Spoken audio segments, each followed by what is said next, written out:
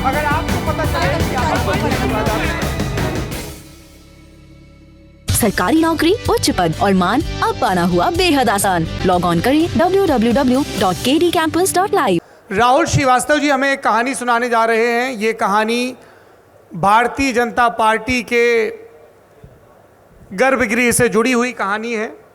इस कहानी में वसुंधरा राजे हैं जो नाराज़ नज़र आ रही हैं। इसमें पूनिया और शेखावत हैं जो उनके साथ नज़र आ रहे हैं। इसमें राजेंद्र राठौड़ हैं जिनका अलग गुट नज़र आ रहा है। कुछ महीने पहले की बात है सौरभ कि अमित शाह, आपने पिक्चर्स बहुत वायरल हुई थी, दिखा था कि किस तरह से अमित शाह ने वसुंधरा राजे जी को टोटली इग्नोर कर दिया। उसके बाद ये हुआ कि एक मीटिंग हुई राजेंद्र राठौड़ जी जो वहाँ नेता प्रतिपक्ष हैं और वसुंधरा राजे सिंधिया जी की, और वो मीटिंग जो हो रही थी उसके बीच में अचानक वसुंधरा जी नाराज़ होकर उठ जाती हैं और उठ करके वो प्रहलाद जोशी जी जो बीजेपी के नेता हैं उनके वहाँ पे घर पे मीटिंग हो रही थी और वहाँ से वॉकआउट कर जाती हैं। और वॉकआउट के बाद जब वो करती हैं तो उनको बुलाने के लिए वापस दौड़ने वाले शख्स जो थे, पुनिया साहब थे जो बीजेपी के पूर्व अध्यक्ष हैं राजस्थान के, और वो उनको दौड़ करके मनुहार करके वापस ले आते हैं। उसके बाद एक मीटिंग होती है गजेंद्र सिंह शेखावत की, वसुंधरा राजे की, उनके घर पे। ये भी परस्पर विरोधी माने जाते हैं और कहा यह जाता है कि एक मैसेज उस मीटिंग के अंदर कन्वे कर दिया गया था कि कहीं आप थोड़ा सा बैक डाउन करिए क्योंकि ये अदरवाइज लार्जली नुकसानदेह हो सकता है। You are a leader, you have a son who is in politics and you are look must be, आप आगे भी देख रही होंगी पॉलिटिक्स में। आपने देखा कि उसके बाद से एक सम सेंस ऑफ एक सेम्बलेंस आ रहा नॉर्मेलसी का।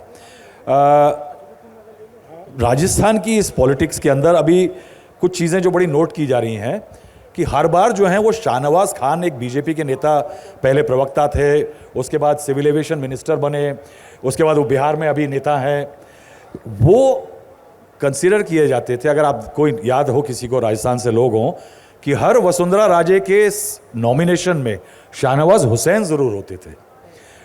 इस बार ये पहली बार है, उनको एक्चुअली लकी मैस्कट समझा जाता था, वो इसलिए बुलाए जाते थे। ये पहली बार है जब शाहनवाज हुसैन वहाँ नहीं पहुँचे।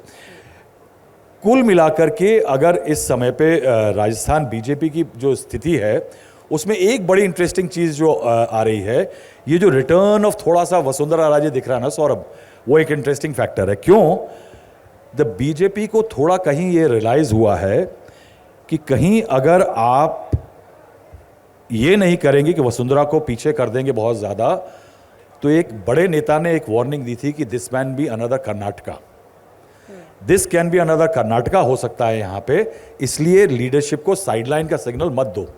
और उसके बाद से वहाँ से थोड़ी सी वापसी हुई है, लेकिन एक मजबूरी और आ रही है।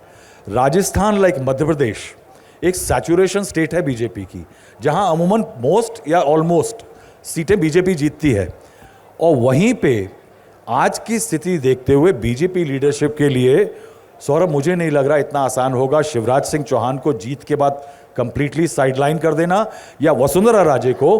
क्यों? क्योंकि अगर 2024 जीतना है तो कुछ समय के लिए कम से कम इन दोनों को आपको पॉलिटिकल फोर्स कंसीडर करना पड़ेगा।